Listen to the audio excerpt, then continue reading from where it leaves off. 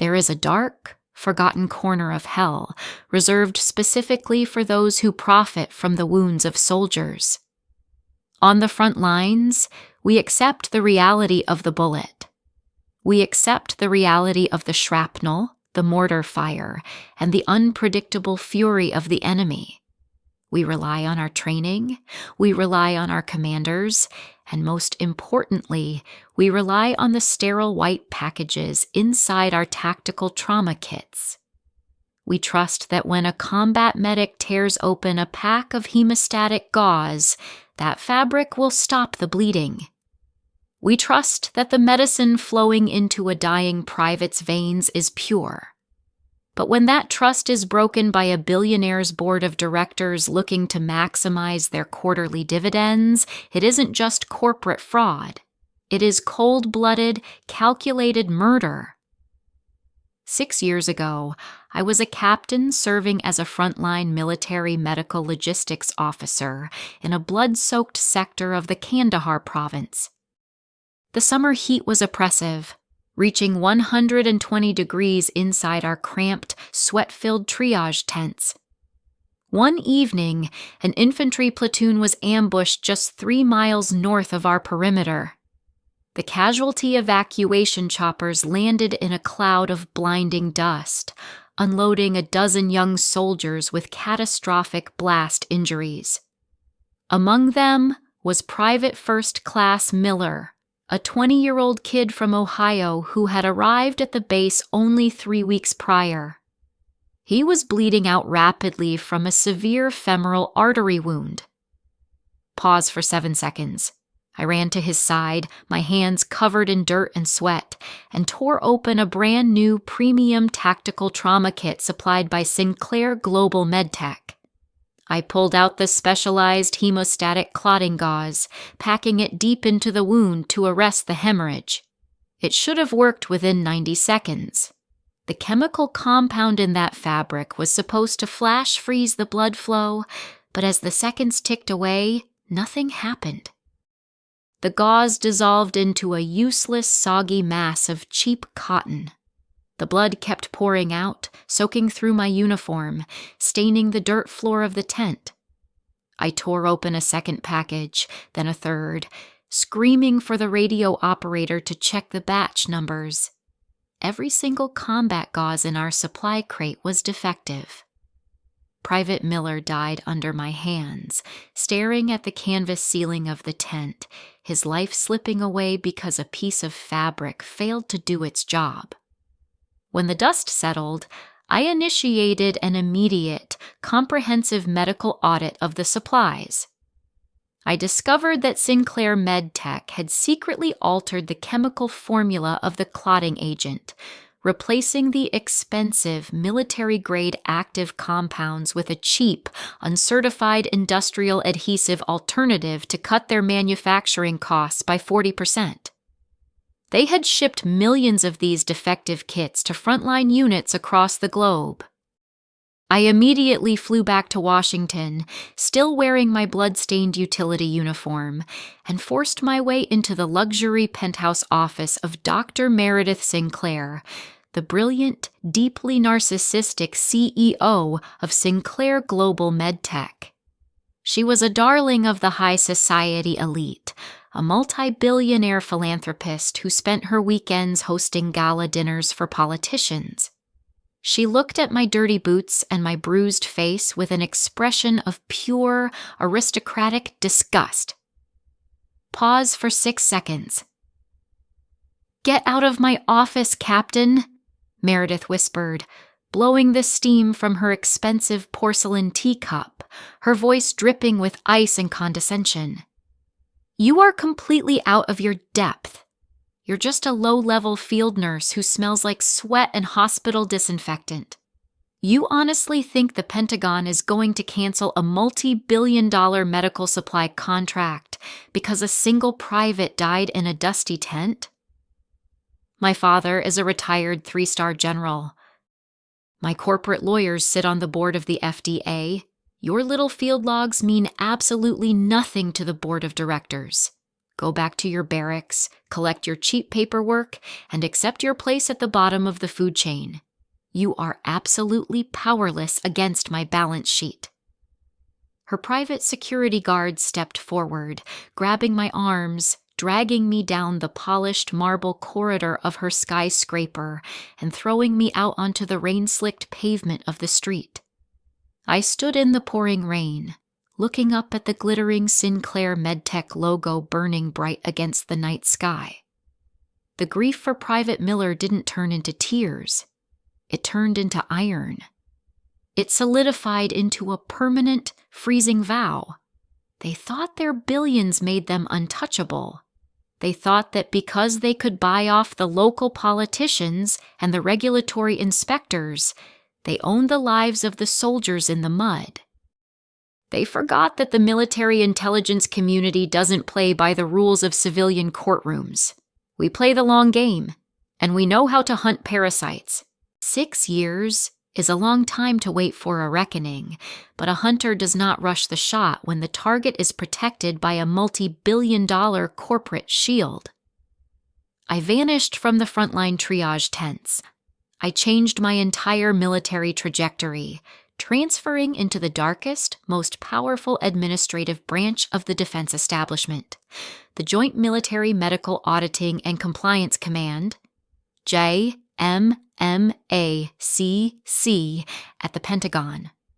I spent 18 hours a day in sterile subterranean laboratories and secure financial data centers.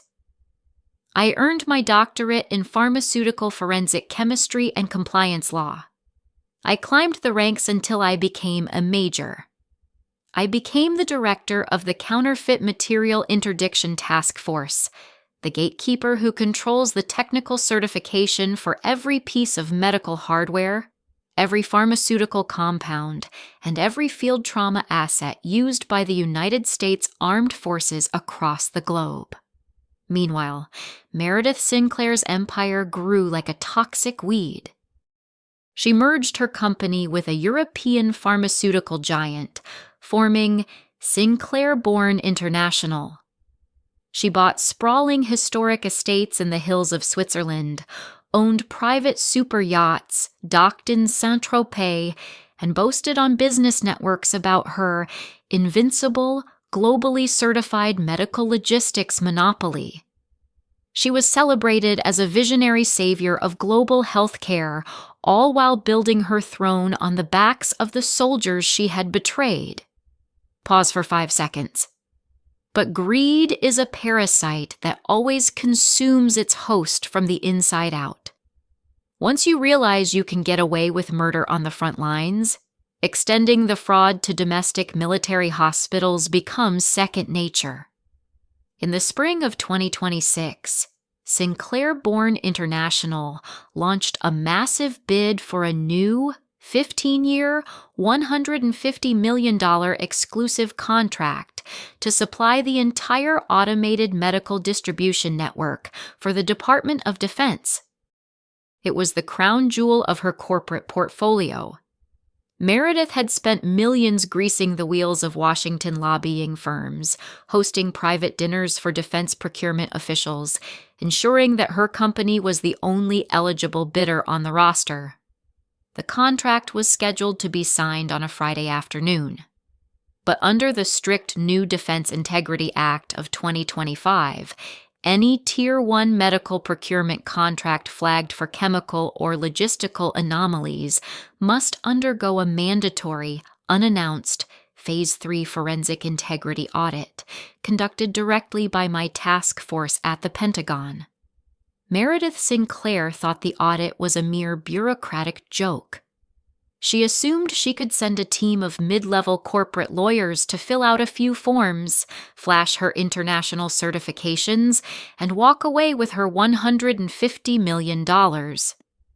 Pause for 6 seconds. She was wrong. My intelligence field operatives had been tracking her supply line for 3 years. We discovered that inside a heavily guarded, unmarked warehouse facility in the industrial port of Baltimore, Sinclair-born was secretly storing millions of units of expired, substandard blood clotting agents, repackaging them in counterfeit boxes with forged expiration dates and preparation to dump them into the military supply chain. The evidence was total. The chemical scans were conclusive.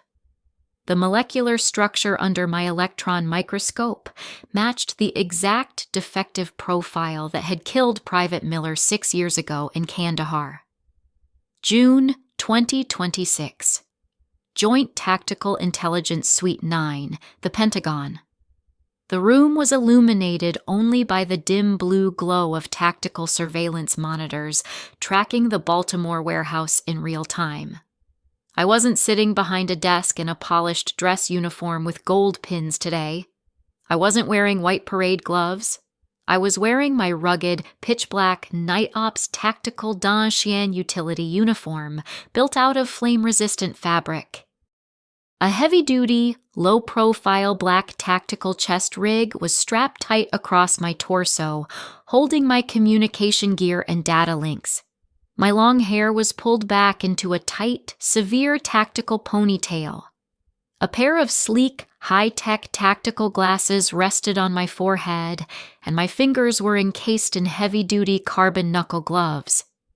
My face was completely clean of makeup, replaced by the grim, unyielding focus of an investigator about to execute a raid.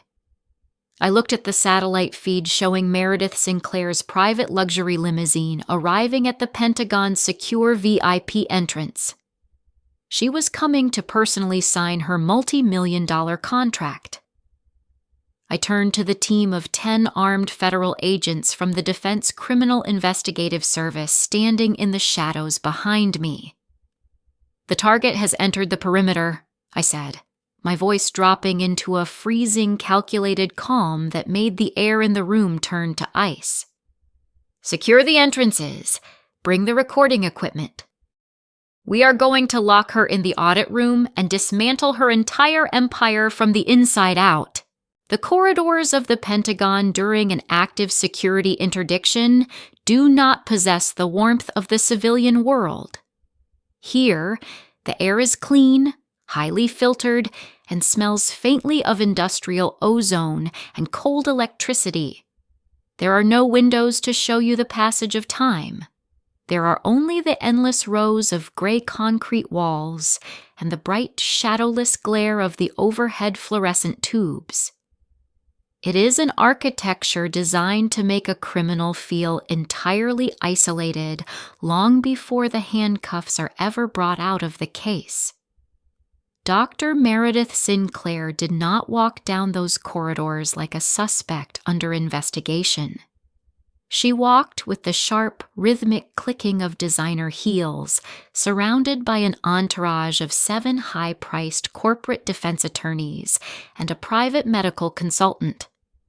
She was wearing a flawless, tailored white silk pantsuit, a luxury diamond-encrusted watch glittering on her wrist, and an aura of absolute, unbothered superiority.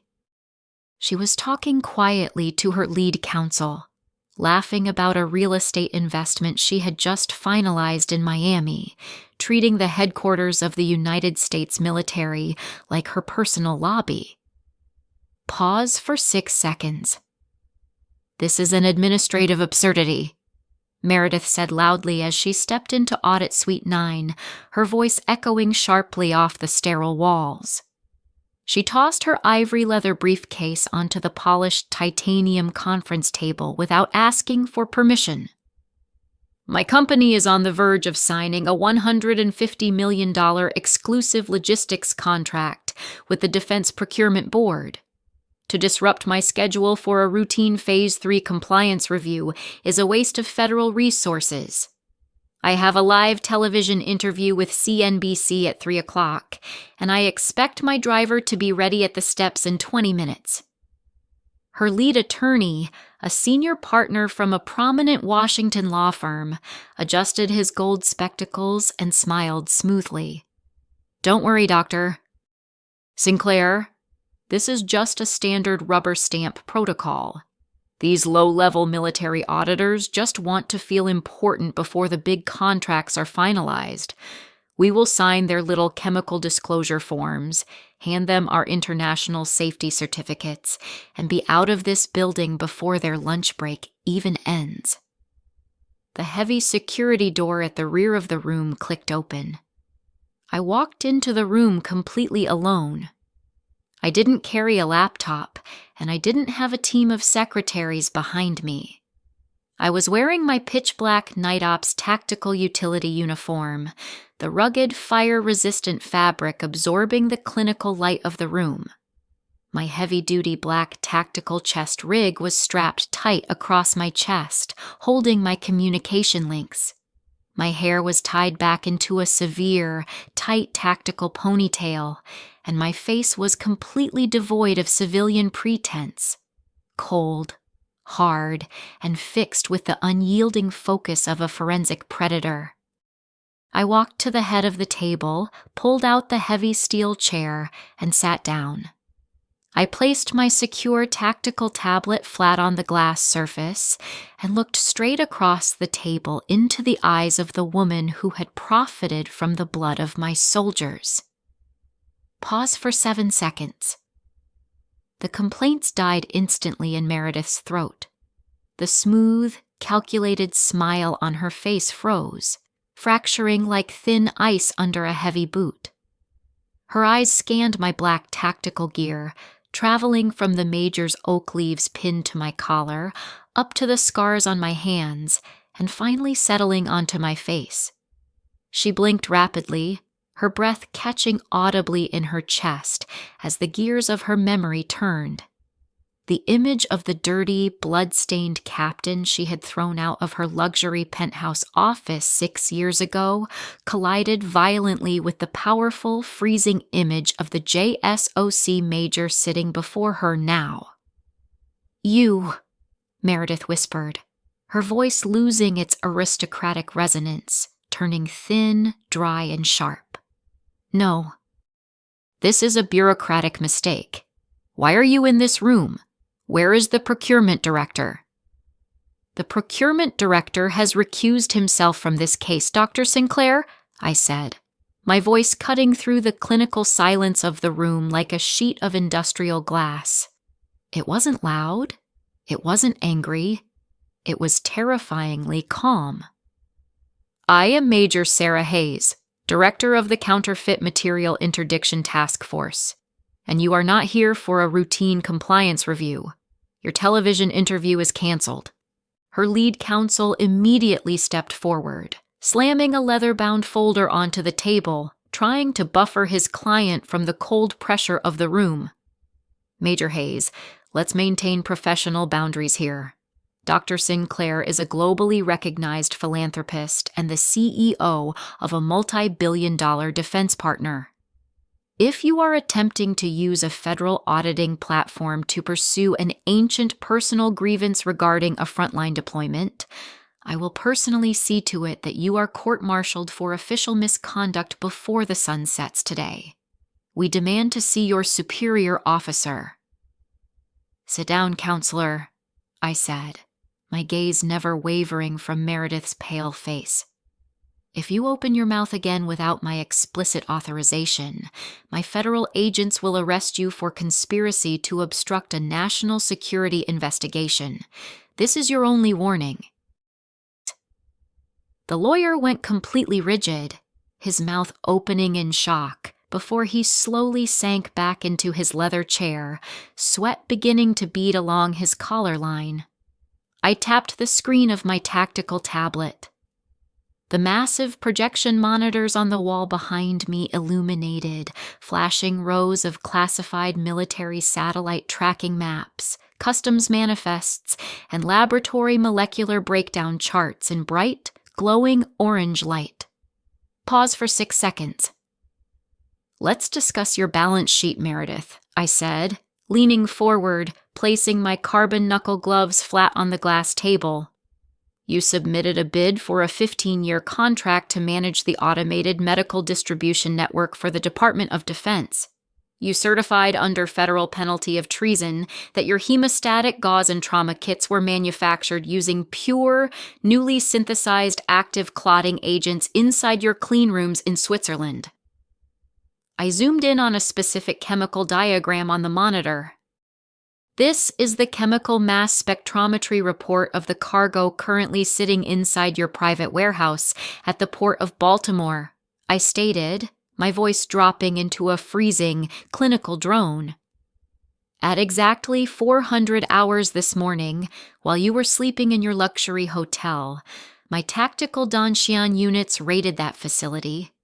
We uncovered 4 million units of expired, toxic hemostatic gauze that your company bought for pennies from a liquidator in Eastern Europe. Your workers were actively stripping the old labels, repacking them into counterfeit boxes, and stamping them with forged military inspection seals to dump them into our frontline hospitals. Meredith's face turned an ugly mottled shade of gray under her expensive makeup.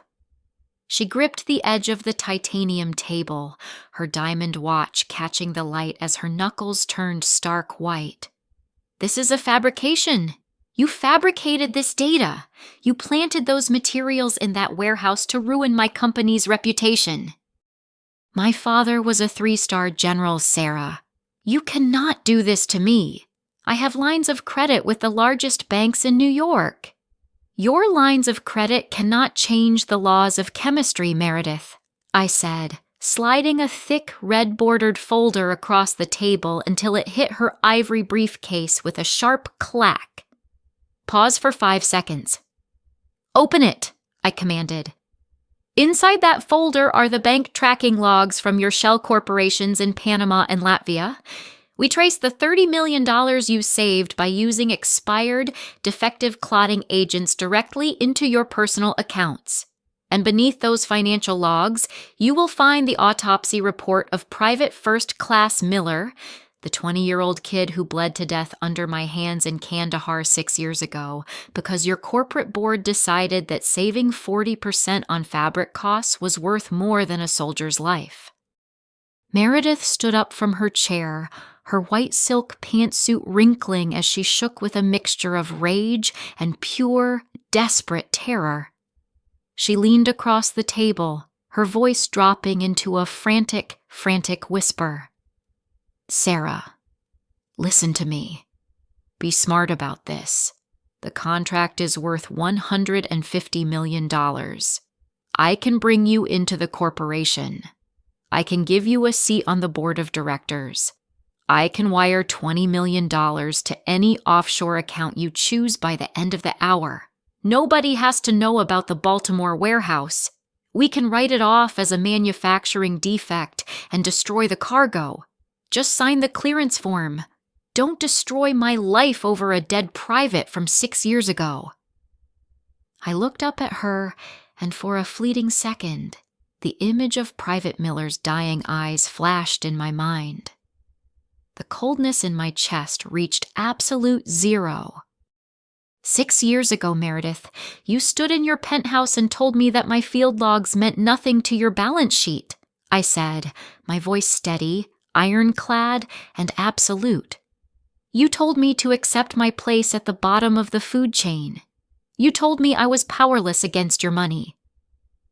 I picked up the heavy industrial-grade mechanical federal stamp sitting next to my tablet. I pressed it into the dark ink, and with one swift, crushing movement, I slammed it down onto her corporate contract template. The loud, echoing thud of the stamp sounded like a gunshot inside the sterile room. Printed in permanent, thick crimson ink across her name was the word, revoked and criminally seized. Your balance sheet just expired, Dr. Sinclair, I whispered. The corporate empire of Sinclair-born International did not survive the afternoon. Before Meredith Sinclair could even reach for her designer handbag, the side doors of the audit suite flew open. 10 heavily armed federal agents from the Defense Criminal Investigative Service and the IRS Criminal Investigation Division flooded the room, their weapons ready, their badges glittering under the clinical lights. Meredith screamed, a high-pitched, desperate sound of pure aristocratic panic as the lead agent grabbed her arms, forcing them behind her back. The sharp, mechanical click of the steel handcuffs locking around her wrists echoed through the room, cutting through her lawyer's frantic objections. Her expensive silk suit was wrinkled, her perfect silver hair came undone, and her diamond watch clattered against the steel restraints as they dragged her out of the room. She wept openly, her high society pride completely vaporized into the pathetic, messy tears of a convicted corporate murderer as her cries of, "Call my father! Call the governor!"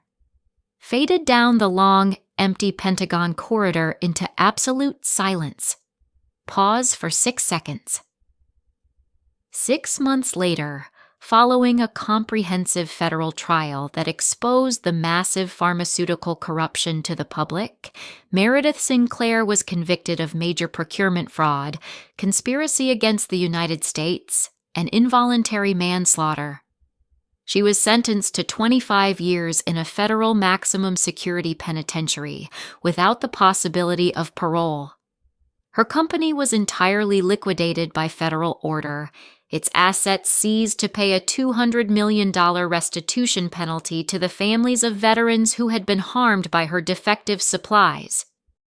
The glittering Sinclair skyscraper in the center of Washington was stripped of its logo, its corporate boards dissolved, and its name scrubbed permanently from every medical registry in the country. Pause for 5 seconds. Yesterday, I flew out to the Joint Medical Training Center at Fort Sam, Houston. I walked through the advanced triage simulation labs where hundreds of young combat medics were training under the hot Texas sun. I stood in the back of the room, watching a young private practice packing a simulated wound.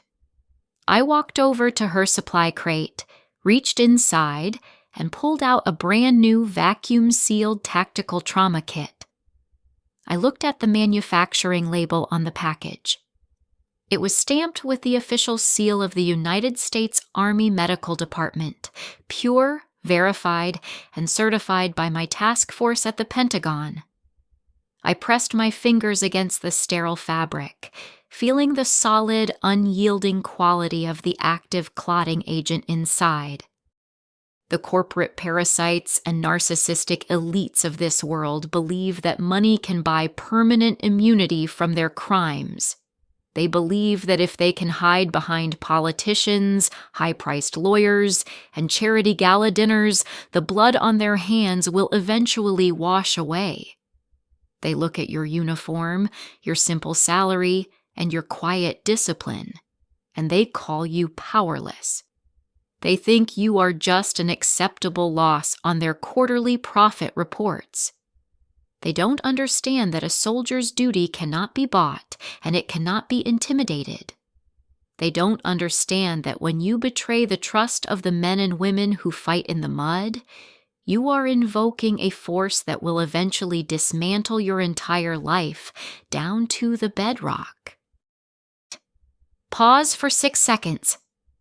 If you are listening to this story and a wealthy corporate bully or a corrupt superior has sacrificed your safety for a paycheck, if they have stolen your credit, ignored your warnings, or looked down on you because you don't have millions in the bank, do not scream into their closed glass windows.